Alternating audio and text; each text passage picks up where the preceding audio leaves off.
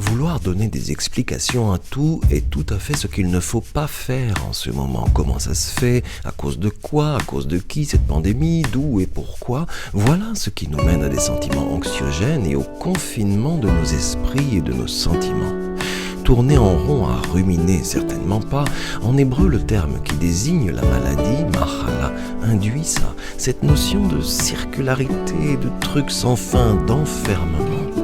Se reposer, réfléchir, lire, marcher, imaginer, c'est ça qui est bon. Garder grandes ouvertes les fenêtres de notre esprit. Et c'est ce que fait Benjamin aujourd'hui. Bonjour Vincent. Alors le confinement, je le vis plutôt bien. Il y a des hauts, il y a des bas. Au début, on ne sait pas trop quoi faire avec soi-même, mais avec le temps, on apprend à réorganiser un petit peu sa vie et on y prend presque même plaisir parfois. J'ai l'occasion de lire, je sors tous les jours pour aller marcher une demi-heure seul. Et voilà, c'est un temps qui permet d'être un peu plus dans un rythme ralenti. C'est sûr qu'il y a des moments plus difficiles. J'ai ici un ami qui est en train de sortir des soins intensifs. C'est le pasteur Tony Santinaro qui est passé assez proche d'une fin triste, mais vraiment le Seigneur l'a maintenu parmi nous. Alors on est vraiment reconnaissant. Je pense que comme beaucoup, ça devient très réel cette saison lorsque ce sont nos proches qui sont touchés. Mais au-delà de tout ça, on peut vraiment voir Dieu qui reste présent dans cette saison-ci et qui reste à notre écoute. Ce Dieu qui nous écoute, n'est-ce pas pour nous le point de départ d'une rassurance, une façon neuve pour nous de continuer non pas à penser ce qui n'est plus, mais ce qui peut être et sera, point de départ d'une leçon de résilience, mise en œuvre de notre imagination fertile et confiante, c'est-à-dire tout ce que la parole vient déposer délicatement à la table de notre confinement.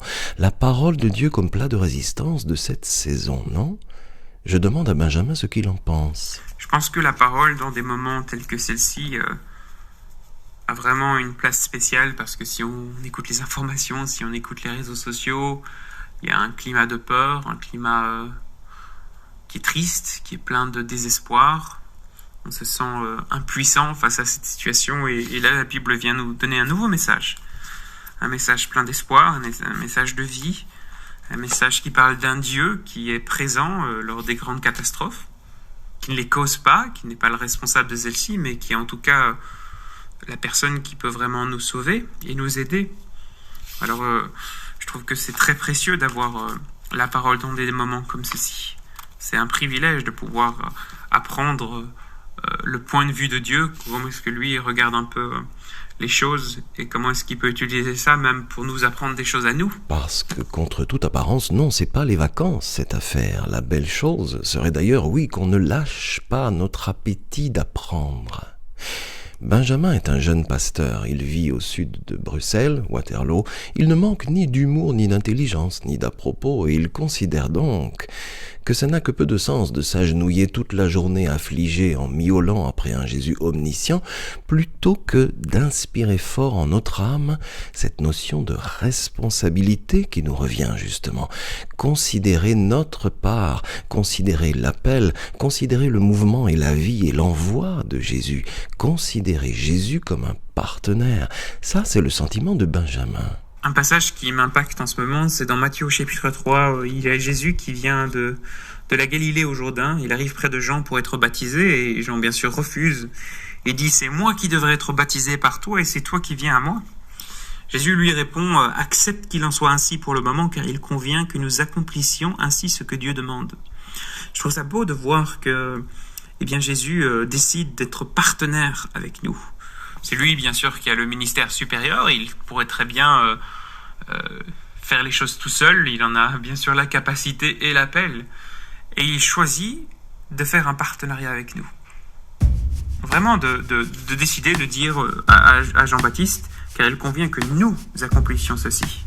Alors, ce passage m'interpelle parce qu'il évoque une question en moi où je me dis « Seigneur, aujourd'hui, quel genre de partenariat tu veux faire avec moi ?» Ton message d'espoir, d'amour, de vie, qui est tellement pertinent aujourd'hui, à qui veux-tu que je l'apporte ? Jésus répond, c'est moi qui ai besoin de toi. Tu écouteras, tu apprendras, tu comprendras, tu ne sais pas tout encore, mais pour le moment, accepte ça avec moi. Attention, la Bible peut faire gravement du bien à la santé. Elle ne contient ni diluants, ni agents toxiques, ni substances allergènes.